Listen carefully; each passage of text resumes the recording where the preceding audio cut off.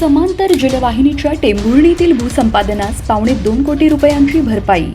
सोलापूर उजनी ते सोलापूर जलवाहिनीच्या माढा तालुक्यातील टेंभुर्णी आणि चव्हाणवाडी येथील 1800 मीटरच्या भूसंपादनासाठी शेतकऱ्यांना 1,76,00,000 रुपयांची नुकसान भरपाई दिली जाणार आहे। या संदर्भातील अधिसूचना जिल्हा प्रशासनाने जाहीर केली आहे।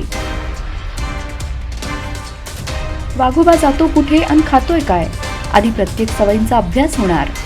बार्शी इडशी परिसरात आलेल्या वाघाला पकडण्यासाठी ताडोबा येथील 10 जणांचे पथक रविवारी रात्री उशिरा सोलापुरात दाखल झाले। सोमवारी 13 जानेवारी रोजी प्रत्यक्ष ठिकाणी जाऊन तो वाघ जातो कुठे, खातो काय, त्याच्या सवयींचा अभ्यास करण्यात येईल। त्यानंतर परिस्थिती पाहून वाघाला जेरबंद करतील। मुख्यमंत्री देवेंद्र फडणवीसांनी सांगितलं की आम्ही लाडकी बहीण योजना आणि इतर योजना बंद करणार असल्याच्या अफवा आहेत। मला हे स्पष्ट करायचं आहे की महिला आणि दलित लोकांच्या हितासाठी राबवण्यात आलेली प्रत्येक योजना सुरू राहील। सध्याच्या योजनांव्यतिरिक्त आम्ही आमच्या जाहीरनाम्यात दिलेली सर्व आश्वासने पूर्ण करू, असंही त्यांनी म्हटलं आहे।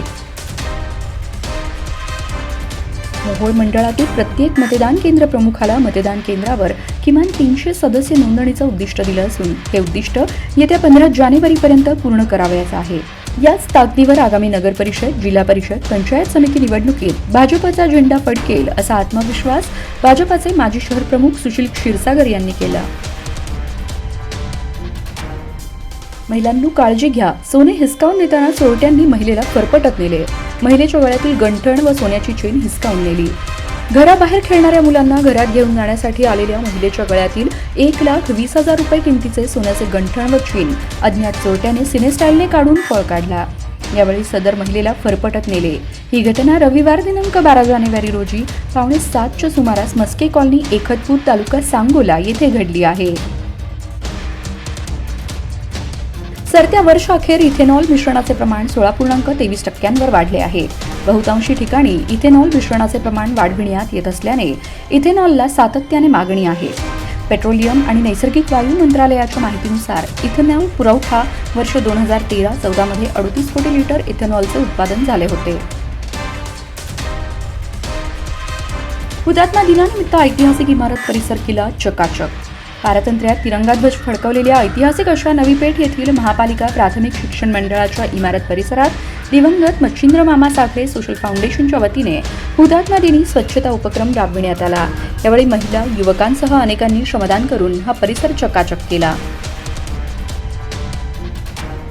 कुणाला मिरच्या लागण्याचे कारण नाही, काँग्रेस नेत्यांनी ऐकून घेण्याची सवय ठेवावी, संजय राऊतांचा टोला।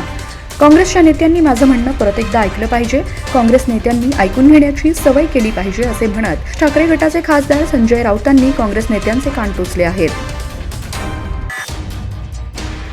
नाशिकच्या भीषण अपघातातील मृतांचा आकडा 5 वर, 3 गंभीर। मंत्री गिरीश महाजनांकडून मृतांच्या कुटुंबियांना 5 लाखाची मदत। नाशिकच्या द्वारका उड्डाणपुलावर झालेल्या भीषण अपघातात मृत पावलेल्या 5 जणांच्या कुटुंबियांना प्रत्येकी 5 लाख रुपयांची शासकीय मदत देण्याची घोषणा मंत्री गिरीश महाजन यांनी केली आहे। टीम इंडियातून हे 3 युवा खेळाडूंचा पत्ता कट, उपकर्णधारालाही जागा मिळाली नाही। गंभीर निर्णयाने पुन्हा आश्चर्यचकित होण्याची वेळ। India versus England T20 series, Kolkata Knight रायडर्सच्या खेळाडूंना अधिक संधी दिल्याचा आरोप मुख्य प्रशिक्षक गौतम गंभीर यांच्यावर होत आहे, पण यामुळे गंभीर यांच्यावर कोणताही दबाव आलेला नाही।